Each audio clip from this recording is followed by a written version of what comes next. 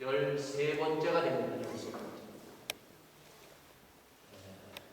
13번째 저희들이 예수님의 입으로부터 나오는 말씀을 저희들이 들으면서 산상수훈은 지금 10번에 저희들이 같이 예수님의 입으로부터 나오는 말씀을 저희들이 듣고 있고 그 말씀을 저희들이 보고 있습니다. 자, 산상수훈 5장에서 7장 2장이에요. 몇 번 읽으셨어요? 지금 10번 정도 저희들이 주의를 지났으면 하루에 한 번씩 읽어도 저희들이 한 20번은 저희들이 읽어야 되고 한 100번은 여러분들이 읽었어야 됩니다. 산상수훈을 읽고 또 읽고 그 말씀이 내 입에서 내 가슴에서 깨달음이 있고 그 말씀이 나를 정말 인도할 수 있도록 다시 한번 붙들고 나가는 여러분 가정가 될 수 있기를 바라겠습니다. 말씀을 읽을 때마다 말씀을 들을 때마다 이 말씀은 여러분과 저 우리의 가정과 교회를 살리는 말씀입니다. 예수님의 입으로부터 나오는 말씀은 이것은 단순한 세상적인 말이 아니에요. 예수님의 입으로부터 나오는 말씀은 우리의 삶을 살리는 영적인 말씀입니다. 거룩한 말씀이에요. 이 말씀으로 나와 내 가정과 교회 그리고 우리의 이웃이 살아나는 놀라운 역사가 일어날 줄 믿습니다. 우리가 이 산상수훈은 지금 13번째 오늘 우리가 이것을 보는데 우리의 그 삶 가운데 보면은 여러분과 제가 다 동일하게 있는 가정이라는 이 공동체가 있어요. 가정이라는 공동체. 가정이라는 공동체. 가정을 다 가지고 있죠. 여러분과 저의 속해 있는 가정이 영적인 가정이 되고 거룩한 가정이 되고 온전한 가정이 되어야 됩니다. 그러기 위해서 내가 거룩해야 되고 내가 영적이어야 되고 내가 온전한 사람이 되어야만이 내 가정을 거룩한 가정으로 그리고 온전한 가정으로 우리가 만들어갈 수가 있습니다. 두 번째는 우리의 속해 있는 것은 교회입니다. 교회. 교회라는 공동체에 우리가 지금 함께 하나님 앞에 우리가 형제로 자매로 함께 이 공동체를 이루고 있습니다. 교회 공동체는 거룩한 공동체 그리고 온전한 공동체를 이루어 나가도록 하나님께서 이 땅에 예수님을 통해서 교회를 세우셨습니다. 자, 그리고 우리의 삶의 공동체, 일터의 공동체, 사회 공동체가 있어요. 여러분들이 다 곳곳에서 일하시고 그리고 살아가는 삶의 터전들이 있습니다. 삶의 공동체에서 다 일하다가 그것을 놓고 이 주일날 이렇게 함께 우리가 모였습니다. 자, 이 세 가지의 공동체는 우리에게 떠나야 할 떠날 수 없는 그런 공동체입니다. 근데 이 공동체가 바로 거룩한 공동체가 되어야 되고 그리고 영적인 공동체가 되어야 되고 온전한 공동체가 되어야 되는데 지금 이 공동체가 지금 무너졌다는 거예요. 자, 예수님이 이 땅에 오신 가장 큰 목적이 뭔가? 예수님이 이 땅에 육신을 입고 말씀이 육신을 입고 이 땅에 오신 가장 큰 목적은 뭔가 하면 온전한 사람 만들기 위해서 이 땅에 오신 것입니다. 거룩한 하나님의 형상으로 처음 지음받고 만들어졌던 그 아담과 하와가 죄가 들어오면서 바로 하나님의 거룩함과 온전함을 그들이 잃어버렸습니다. 잃어버리고 망가진 그 인생들을 다시 새창조하기 위해서 예수님이 이 땅에 오셔서 새로운 사람을 만드시는 분입니다. 예수를 믿는다는 것은 단순하게 우리가 그냥 예수 믿고 예배드리고 끝나는 것이 아니라 예수를 믿음으로 말미암아 새로운 예수 그리스도의 그 새창조의 역사 속에 들어가서 새로운 사람을 던지고 새로운 사람으로 만들어져 가는 것입니다.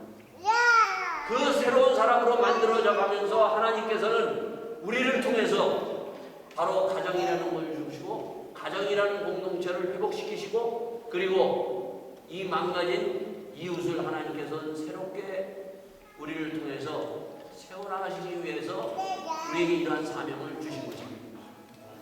자, 우리의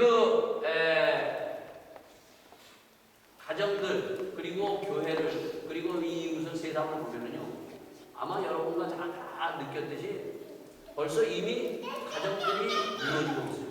많은 가정들이 파괴되고 있습니다. 자, 이 산상수훈 5장에서 이미 우리에게 말씀하신 말씀은 뭔가 하면은 21절에서 지난주에 26절까지 보면은 바로 살인하지 말라고 얘기했죠. 살인하지 말라고. 교회 공동체에서 살인하지 말라고. 그러면서 살인하지 말라는 것은 우리가 다 이건 죄라는 것은 안다 그랬죠. 죄라는 건 다 알고 있어요. 세상 사람은. 그러나 분내고 노하는 것 이것은 죄라고 생각하지 못하기 때문에 툭하면 우리가 내 마음에 맞지 않거나 내 뜻대로 되지 않거나 뭔가 이루어지지 않으면 화내고 분냅니다. 그러나 예수님은 뭐라고 얘기하고 있는가 하면 분내고 분통을 터뜨리는 것, 화내는 것은 그것은 바로 죄라고 얘기합니다. 심판이 임할 것이라고 얘기합니다. 내가 영적인 사람이 될수록 영적인 사람과 온전한 사람, 거룩한 사람으로 들어갈 수 있을수록 우리는 분이 뭘로 바뀌는가 하면 애통으로 바뀝니다. 분통이 화내는 것이 애통으로 바뀐다는 것입니다. 이게 영적인 사람이라는 것입니다. 이 온전한 사람이 되라고 주님께서 말씀해 주고 있습니다. 그래서 애통하는 자는 복이 있나니 저희가 위로를 받을 것입니다. 에레미야 선지자 봐요. 그리고 느헤미야 총독 보세요. 정말 그 무너진 이스라엘 그것을 보고 분내고 화내는 것이 아니라 그들은 애통하면서 그들은 하나님 앞에 나갑니다. 이러한 영적인 사람, 이러한 하나님의 온전한 정말 애통하면서 주님 앞에 나갈 수 있는 하나님의 사람이 될 수 있기를 바라겠습니다. 자, 두 번째는 우리에게 이 5장에서 보면은 교회라는 공동체와 가정이라는 공동체 그리고 이 사회라는 공동체를 통해서 주님께서 말씀해 주고 있습니다. 두 번째는 27절에서 36절까지에 보면은 바로 가정이라는 공동체에 대해서 얘기합니다. 가정이라는 공동체. 자, 여러분과 저와 우리가 가정이라는 공동체가 있는데 가정이라는 공동체가 왜 깨지느냐? 왜 파괴되느냐? 주님께서는 여기에서 보면은 간음이라는 것을 얘기합니다. 간음하지 말라. 이미 구약에서도 하나님이 모세를 통해서 십계명을 통해서 간음하지 말라고 얘기를 하고 있습니다. 간음을 통해서 가정이 깨어지고 맙니다. 그래서 하나님은 절대적인 십계명 중에 한 계명 간음하지 말라고 얘기하고 있습니다. 왜? 가정을 살리기 위해서.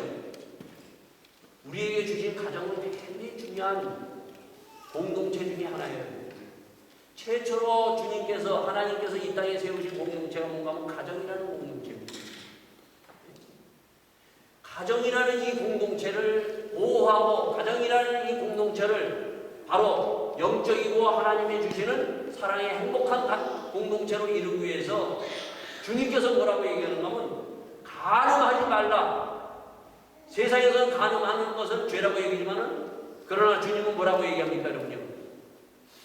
우리가 보통 죄라고 생각하지 않는 마음의 음욕을 품는 자는 이미 너는 영적인 죄를 범했다고 얘기합니다.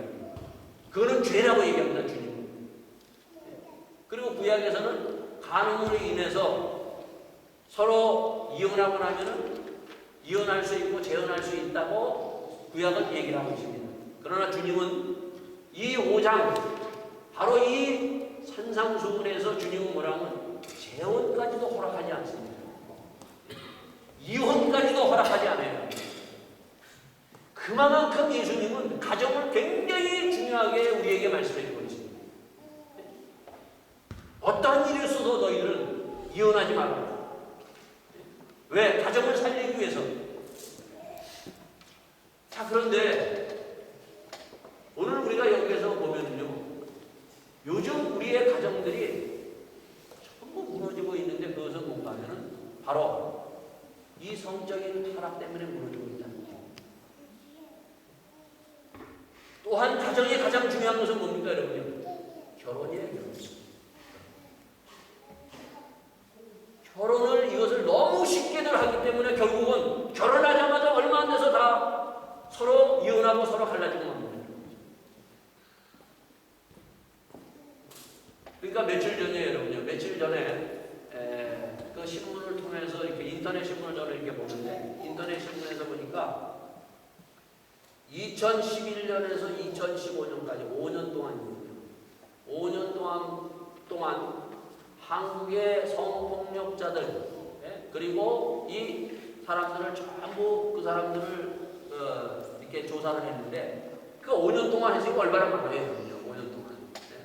그 다 전부 보면은 이것은 정말 성폭력에서 죄로 정말 드러난 그러한 사람들입니다. 그런데 5년 동안 통계를 냈는데 그 5년 동안 통계에서 보니까 가장 많은 사람들 어디에 속해 있는가 하면 가장 많은 사람들이 기독교인이에요. 교회 나가는 사람이에요. 이게 놀라는 일이에요. 이만큼 우리의 그 교인들이 타락했다는 것입니다. 여러분요. 예수님은 우리에게 가늠하지 말라고 얘기할 뿐만 아니라 마음의 음욕을 품은 자는 이미 죄를 범했다고 얘기합니다. 그럼에도 불구하고 5년 동안 지금 한국에 성폭력으로 말미암아 죄인들, 그 죄인들의 상당 부분 1위가 뭔가 하면 바로 기독교인이라는 거죠. 그러면서 뭐라고 하려는가 하면은 이 기독교인들을 참 보면은 이들을 다 보면은 사실 형을 줘야 됨에도 불구하고 이들을 전부 뭐라고 얘기하는가 하면 회개하면 된다는 거예요. 회개하면. 너무나 쉽게 얘기하고 있어요. 그러나 오늘 주의 말씀을 보세요. 예수님이 입으로부터 나오시는 말씀. 너무 우리는 우리의 삶을 세상에다 그냥 놓고 있습니다. 세상에 끌려가고 있다는 것입니다. 자, 우리의 믿음의 조상 아브라함과 그리고 사라, 우리가 잘 알죠? 우리가 요즘 아침마다 이 창세기를 보는데 창세기 23장과 24장을 여러분 읽어보세요. 다시 한번 읽어보세요. 다 읽었어도 창세기 23장과 24장은 뭔가 하면 아브라함과 사라의 마지막 인생의 삶을 어떻게 그들이 마무리하고 끝내고 있느냐 하는 것입니다. 그 사라의 마지막은 뭐라고 얘기하고 있는가 하면 창세기 23장에 보면 딱 한 줄로 이렇게 우리에게 소개하고 있습니다. 사라가 127세를 살았으니 이것이 곧 사라의 당년이라. 몇 년 살았다고요? 127년 살았다. 사라의 마지막을 성경 창세기 23장은 127년을 살았다라 얘기합니다. 그럼 우리가 보고 127년 살아고 그냥 살다가 그냥 죽었구나. 이것을 성경이 얘기하는 게 아니에요. 여러분 그 구약을 통해서도 보거나 우리가 성경을 통해서 보면 여자의 그 산 날수를 기록한 것은 사라 한 사람밖에 없어요. 다른 여자들이 몇 년 살았다 이렇게 성경에서 얘기한 적이 있습니까, 여러분? 사라는 127년을 살았는데 127년을 어떻게 살았는가를 마지막 이 창세기 23장을 우리에게 보이면서 사라는 정말 믿음의 조상, 믿음의 어머니로서 아름답게 127년을 살았더라. 이렇게 우리에게 소개해주고 있다는 거죠. 오늘 여기에 보면은 여자들, 특히 부인들, 꼭 우리는 이 사라의 믿음의 여인, 믿음의 어머니의 이 여인을 본받을 수 있는 여인들이 될 수 있기를 바라겠습니다. 왜 사라가 믿음의 조상, 믿음의 어머니로 우리에게 소개하고 있는가? 히브리서는 이것을 우리에게 소개해주고 있습니다. 자, 왜 이것을 우리에게 소개해주고 있는가 하면은, 자, 아브라함은 창세기 12장에서 우리가 다 아는 대로 하나님의 음성을 듣고 갈대아 우르와 본토 거기에서 떠납니다.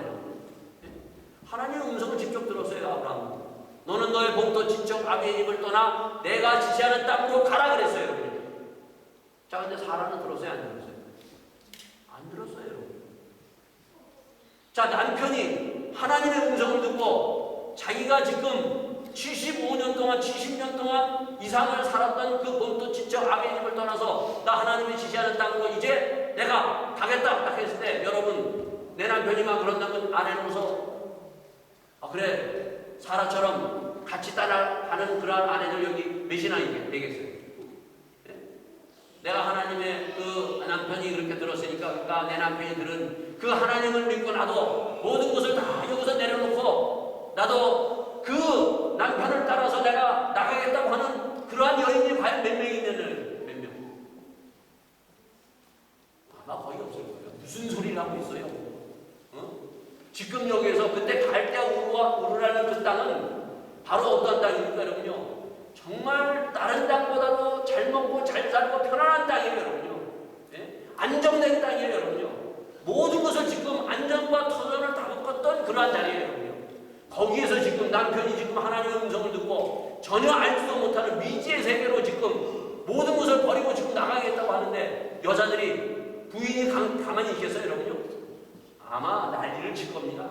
나는 못 들었어. 무슨 소리 하고 있는 거야? 당신 정신 나갔어?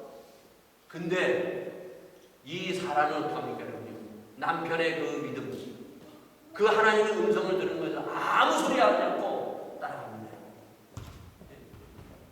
그런 거 하면 우리가 잘 아는 대로 아브라함이 어떻게 했어요, 여러분요? 아브라함이 자기 살겠다고 2번이나 어떡합니까? 자기를 누이 동생이라고 해가지고 왕에게 그냥 주는 거예요, 여러분요. 그런 남편하고 사는 아내, 그 남편을 따라서 순종하고 걱정하며 따라갈 여자 여기 몇 명이 되겠어요? 아마 요즘 못하면 당장 이혼하고 무슨 소리 하고 있어? 이런 남편하고 내가 내 인생 맡기겠어? 아마 당장 이혼하겠어요. 그래요, 안 그래요? 그렇게 남편이 그러한 행동을 함에도 불구하고 내 남편을 존경하고 복종하는 그런 아내가 과연 몇 명이나 있냐요? 한 번도 아니고 2번씩이나 그렇게 하는데. 그러나 사라는 끝까지 그 남편을 참으로 복종하며 순종하며 따라갑니다. 물론 사라가 완벽한 것은 아니에요. 그냥. 하나님께서 주시겠다는 자식 안 주니까 자기의 그 종 하가를 통해서 남편에게 줘가지고 이스마엘은 아내 그 자식을 낳게 하는 그러한 죄도 범합니다. 그러나 127년 쭉 땅에서 보면은 그랬지만 그래도 그 믿음, 아브라함의 그 믿음, 그것을 듣고 아브라함이 하나님을 통해서 만들어가지는 것을 통해서 그 사라는 그 옆에 하나님의 역사하시는 그 남편을 통해서 바로 그도 믿음을 갖고 127년 동안 순종하면서 하나님의 믿음 가운데서 한 걸음 한 걸음 살아갔던 한 여인으로 우리에게 아름답게 소개해주고 있습니다. 그러니까 이러한 여인이 되라는 거예요. 내 남편 부족하고 내 남편 연약하지만은 믿음 생활하는데 방해가 되지 않는, 정말 믿음으로 하겠다고 하면 밀어줄 수 있고 거기에 순종할 수 있고 복종할 수 있는 이러한 아내, 오늘 이 땅에서는 이러한 아내가 필요합니다. 그래서 에베소서에 보면 사도 바울이 뭐라고 얘기합니까? 아내들이여 남편에게 어떻게 하라고요? 사라를 염두에 두고 얘기하는 거예요. 그냥 얘기하는 것이 아닙니다. 자, 그런가 하면 24장에 보면은 아브라함의 마지막 또 그 인생을 우리에게 이렇게 얘기를 해주고 있습니다. 24장에 보면은 뭐라고 얘기하는 거? 아브라함이 나이 많이 늙었고 여호와께서 그 범세에 복을 주셨더라. 자, 아브라함도 나이 많이 늙었어요. 이제 인생 마지막 마무리할 때가 됐어요. 자, 그의 마지막 마무리에 가장 중요한 것이 뭐냐? 인생의 가장 마지막을 하나님의 주시는 그 마지막을 가장 중요하게 마무리할 수 있는 게 뭔가 하면 자식 결혼이에요. 결혼이 이만큼 중요하다는 거예요. 그 결혼, 하나님의 주시는 그 이삭의 결혼을 어떻게 결혼을 시키는가 하는 것을 24장을 통해서 우리에게 보여주고 있습니다. 여기 부모님들, 여기 결혼해서 자식 가지는 부모님들은 꼭 24장을 읽고 또 읽고 이 말씀을 따라서 아브라함의 믿음대로 결혼 생활, 결혼을 이렇게 우리가 준비하고 결혼시킬 수 있는 믿음의 사람이 되어야 돼요. 우리는 너무나 자식들 결혼할 때 그래 너 좋은 대로 해라. 예? 그리고 또 어떻게 합니까 여러분요? 보기 좋은 대로 세상에서 명예와 권력과 돈 많으면 그냥 그래 오케이. 그러고 좋은 학벌 나면 거기에다가 우리는 다 합니다. 근데 아브라함은 그러지 않았어요. 24장을 보면은 자기의 종을 불러서 자기의 헌금배대에 손을 놓고 너는 여기서 맹세하라 그러면서 어떻게 합니까? 이삭 내 며느리를 얻을 때 반드시 해야 될 조건을 내봅니다 여러분요. 그것은 바로 가나안 땅에서 내가 살고 있는 이 가나안 땅에서 여인을 취해서 며느리 삼지 말고 아내로 삼지 말고 어떻게 하라고요?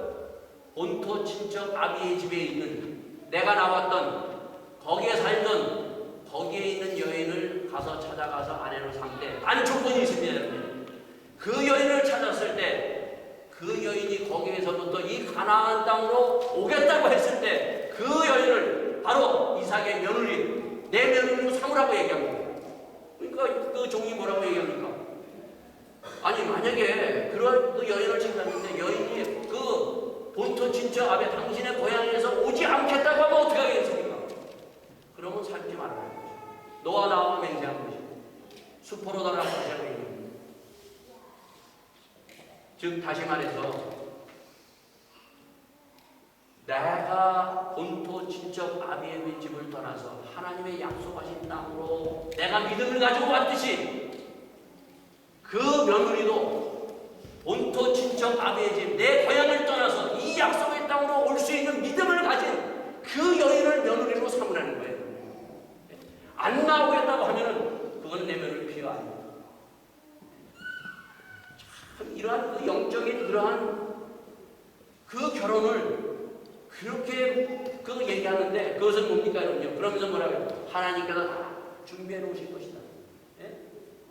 내가 이삭을 바치러 갔을 때 그때 하나님께서 수양을 준비해서 그 번제 제사를 드렸듯이 며느리 또한 하나님께서 준비하셔서 이삭과 결혼을 하게 할 것이다 하는 확실한 믿음을 가지고 그 종에게 얘기하는 거예요.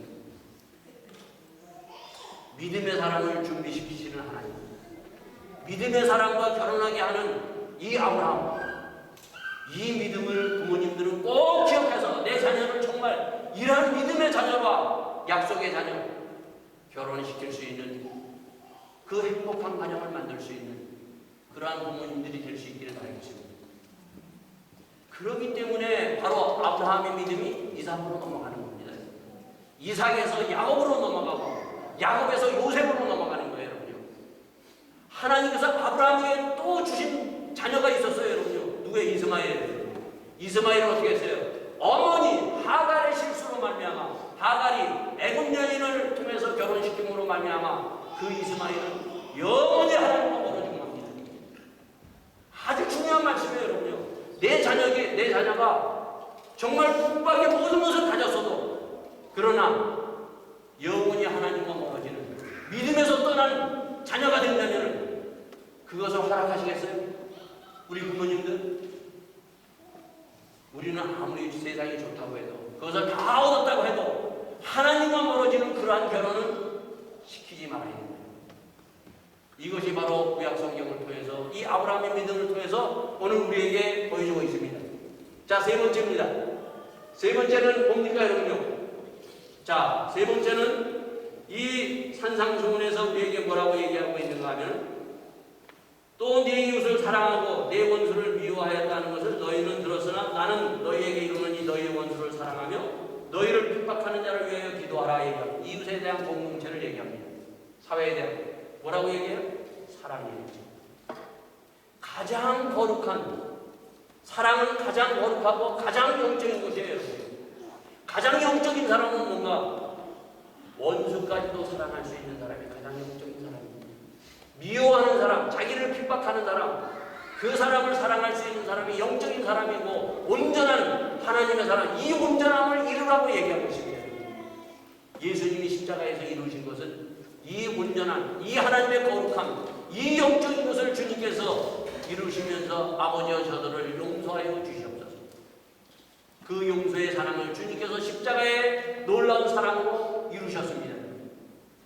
자, 그런데 이 사랑이 온전한 십자가의 사랑으로 이렇게 원수와 미워하는 사람들, 우리 주위에 있는 그러한 사람들을 사랑하는 것으로 거기에 대해서 그것으로 끝나는 것이 아니라 그 사랑은 넓고 깊고 우리가 잘 아는 대로 정말 무한한 거예요. 그 사랑 중에 또한 우리가 표현할 수 있고 나타낼 수 있는 사랑이 뭔가 하면은 바로 6장의 오늘 1절에서 4절에 있는 말씀이에요. 그게 뭡니까 여러분요? 바로 구제라는 거예요. 구제는 하나님의 거룩한 것입니다. 하나님의 거룩한 사랑의 표현이고 나타나는 것입니다. 이 구제는 또한 성김이에요, 여러분. 자, 근데 구제, 우리가 구제라는 것을 우리가 얘기하는 이 구제가 얼마나 중요한가면은 우리가 아까 성시교독 하면서 구약의 이사야서에서 성시교독 우리가 40번이죠. 이 구제가 무엇보다 중요한가 하면은 나의 기뻐하는 금식을 중확한 결복을 풀어주며 명예의 줄을 끌어주며 압제하여 자유케 하는 모든 공예를 꺾는 것이 아니겠느냐. 금식 기도보다 더 중요한 것이 구제라는 거예요. 우리는 그래요. 금식 기도가 40일 금식 기도했다면 막 사람들이 야, 저 사람 뭐 영적인 사람 뭐 대단한 사람인데 40일 금식 기도가 더 중요한 것이 구제예요. 이것이 성경에서 우리에게 말씀해 주는 것입니다. 구제가 얼마나 중요한 것인가? 구제는 왜 이렇게 40일 금식 기도보다 더 중요한 것인가? 그것이 바로 구제는 사랑의 표현이고 구제는 섬김이라는 것을 우리에게 말씀해 주고 있다. 자, 근데 이 구제는 뭘로 하는 거예요, 여러분? 말로 하는 거예요? 구제는 뭘로 하는 겁니까, 여러분? 돈으로 하는 거예요. 물질로 하는 거예요. 가장 중요한 구제는 돈으로 하는 거예요. 요즘은 구제를 하지 않아요. 구제하지 않는 성도들이 많아요. 구제는 돈이 쓰여지는 것이 구제입니다. 돈이 우리가 가지고 있는 돈이 많든 적든 가장 중요한 것은 내 돈이 거룩해져야 돼요. 여러분 돈이 거룩해져야 돼요. 그 돈이 영적인 돈이어야 돼요. 온전한 돈이 되라고 얘기하고 있습니다. 너희의 돈이 거룩한 돈으로 그리고 온전하고 그리고 너희의 돈이 또한 뿐만 아니라 영적인 돈이 되라고 얘기하고 있습니다. 그러면서 이 구제에 대해서 얘기하면서 뭐라고 얘기하고 있습니까? 이 돈, 구제에 대해서 뭐라고 얘기하는가 하면은 19절에는 너희를 위하여 보물을 땅에 쌓아두지 말라. 거기는 종과 동록이 하여 도둑이 두목을 뚫고 도적질 하느니라. 오직 너희를 위하여 보물을 어디에 쌓아두라고요? 하늘에 쌓아두라. 여러분 돈을 어디에 쌓아두고 있어요? 여러분 먼저 우리에게 묻는 것입니다. 너희의 돈을 땅에 쌓아두지 말고 하늘에 쌓아두라. 돈은 신앙에 여러분이 직결력이 있습니다. 오늘 주님께서 이 산상수훈에 보면 뭐라고 얘기하는가 하면 한 사람이 두 주인을 섬기지 못할 것이나 혹 이를 미워하여 저를 사랑하거나 혹 이를 중히 여기며 저를 경히 여김이라. 너희가 하나님과 재물을 겸하여 섬기지 못한다고 얘기합니다. 돈은 신앙의 절대적인 비중을 차지하고 있다는 것을 우리에게 얘기하고 있습니다. 돈은 물론 중요합니다. 우리가 가지고 있는 돈, 이 돈을 우리가 어떻게 사용하느냐에 따라서 영적인 돈, 거룩한 돈, 그리고 온전한 돈이 될 수 있고 또한 뿐만 아니라 이것이 정말 타락한 죄로 쓰여질 수밖에 없는 돈이 될 수 있다는 것입니다. 주님께서 뭐라고 얘기하고 있어요, 여러분요? 내가 온전하니 너희도 온전하라. 그 말씀은 우리가 사랑하는데 그 사랑을 돈을 온전하게 너희의 돈을 온전하게 사용하라. 너희의 돈이 거룩하게 사용되라고 얘기를 하고 있습니다. 그러면서 하늘에 쌓아둬라. 땅에 쌓아두면 결국 그것은 종과 해로 너희들이 없어지고 만다. 자, 그렇다면 하늘에 쌓아두라는 말이 도대체 뭔가? 도대체 하늘에. 땅에 쌓아둔다는 것이 뭔가? 이것을 주님은 분명히 얘기하고 있어요. 여러분과 제가 지금 내가 돈을 어디에 쌓아두고 있는가 보면서 이 돈을 하늘에 쌓아둬서 정말 하나님의 이 말씀 사랑을 이루어가는 하나님의 성도들이 될 수 있기를 바라겠습니다. 자, 땅에 쌓아둔다는 뭔가 하면은 땅에 쌓아둔다는 그 돈을 나의 안전과 나의 미래를 위해서 모든 것을 돈을 위해서 그것을 저축하고 그 모든 것을 거기에만 집중하는 거예요. 나를 위해서. 나의 보전을 위해서, 나의 평안을 위해서, 나의 안전을 위해서. 그러나 하늘에 쌓아두는 것은 뭔가 하면 바로 영적인 일입니다. 이 돈을 영적인 일에 너희들이 사용하는 겁니다. 영적인 일. 영적 전쟁에 내 돈을 사용하라. 부재는 단순하게 여기서 부재는 뭔가 영적 전쟁에 사용하는 돈이 되게 돼요. 영적 전쟁에 사용하는 돈이 뭐예요? 성교하라. 너희의 돈을 가지고 하나님의 나라를 세우는 데 사용하라는 것입니다. 선교하는데 또 우리의 주위에 가난한 자, 너희의 주위에는 가난한 자 항상 있다고 얘기합니다. 그래서 여러분과 제가 우리가 1년에 2번의 바자회를 하죠. 여러분 바자회가 그 바자회가 어디서부터 나왔는지 아십니까? 이 바자회는 도대체 이 바자회는 우리가 1년에 2번 하는데 교회에서 특히 개신교회에서 바자회를 1년에 그리고 또 바자회를 하고 있는데 우리 교회에서 2번 하는 이 바자회가 도대체 어디서부터 나온 것이냐 하는 겁니다. 이 바자회는 어디서부터 나온가 하면은 유대인들이 이 바자회를 시작했어요. 이 바자회인들이 어떻게 이것을 시작하냐면 안식일이 되면은 유대인들은 자기가 사업하고 자기가 하고 있던 모든 것을 가지고 이 안식일날 성전의 앞에다가 갖다 놓습니다. 쓰다 남은 것을 가지고 오는 것이 아니에요, 여러분요. 네? 정말 자기가 사용하던 그런 것들, 비전한 것, 사업하던 것, 이런 것들을 그런 것을 가지고 와서 성전 앞에다가 다 갖다 놓습니다, 여러분요. 그러면은 그 가난한 사람들이, 그 갖지 못한 사람들이 그거 와서 가지고 가는 거예요. 이게 부재예요. 그래서 이러한 부재를 너희들이 사람 보이려고 하지 말라는 것입니다. 이것이 하다 보니까 어떻게 되면 사람 보이려고 하게 됐어요, 여러분. 나팔을 불지 말라고 얘기하고 있습니다. 쇼 부리지 말라. 나팔 부르지 말라. 은밀한 가운데 하나님이 보시는 정말 은밀하게 그냥 갖다 놓고 가난한 자들이 그냥 정말 그 가난한 사람이 먹을 것이 없는 사람들이 그 사람들이 바로 그 부자가 장사하는 것, 먹고 있는 거 갖다 놓으면 그거 가져가는 거예요. 독일교에서도 그렇잖아요, 여러분요. 우리가 가끔 독일교에 보면은 물건들을 가져 누구든지 이것을 와서 가져가십시오. 그게 다 유대인의 그러한 하나님의 이 부재에 대한 말씀을 통해서 그들이 했던 그것을 이 개신교가 받아서 갖다 놓고 사람들이 가져가는 거예요. 쓰다 남은 것을 자기가 못 쓰는 것, 새로운 것 사서 놔두는 것이 아니라 자기가 현재 살고 있고 자기가 사용하는 것들을 갖다 놨을 때 그 가난한 사람들이 도저히 가질 수 없는 것들, 그런 것들을 가지고 가서 그것을 통해서 배불리 먹고 그것을 통해서 하나님의 사랑을 알게 되고 하기 위해서 세운 것이 바로 이러한 바자의 기원이라는 것입니다. 오늘 여러분과 저 이러한 부재, 이것이 얼마나 중요한 것인데 이러한 부재가 오늘 교회에서 사라지고 있다는 것입니다. 오직 나를 위해서 주의 길을 가라고 말씀해 주고 있습니다. 오늘 본문에도 보면 뭐라고 얘기하고 있습니다. 사람에 보이려고 그들 앞에서 너희의 의의를 행치 않도록 주의하라. 너희의 의의를 행하지 말고 주의 의의를 행하라. 내 길을 가지 말고 주의 길을 가라는 것입니다.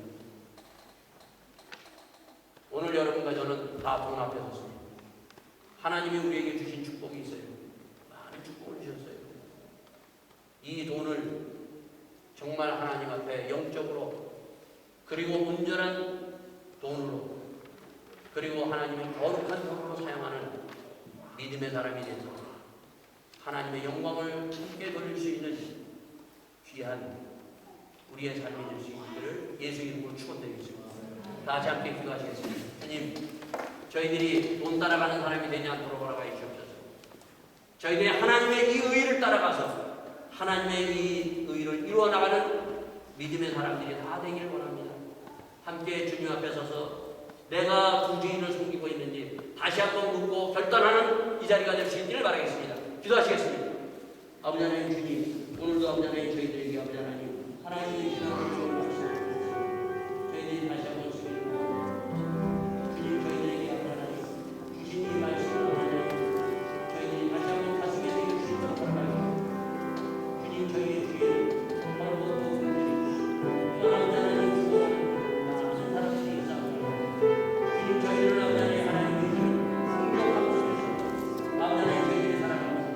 주님, 저희들이 아버지 하나님 주의 주시는 이 사랑이 아버지 하나님 드러날 수 있도록 하시고 이 사랑이 아버지 하나님 주여 아버지 하나님 하나님 앞에 아버지 하나님 참으로 아버지 하나님 걸림돌이 되지 않고 저희들 다시 한번 주님 앞에 서서 나를 복종하는 아버지 하나님 믿음의 사람이 될 수 있도록 함께하여 주옵소서.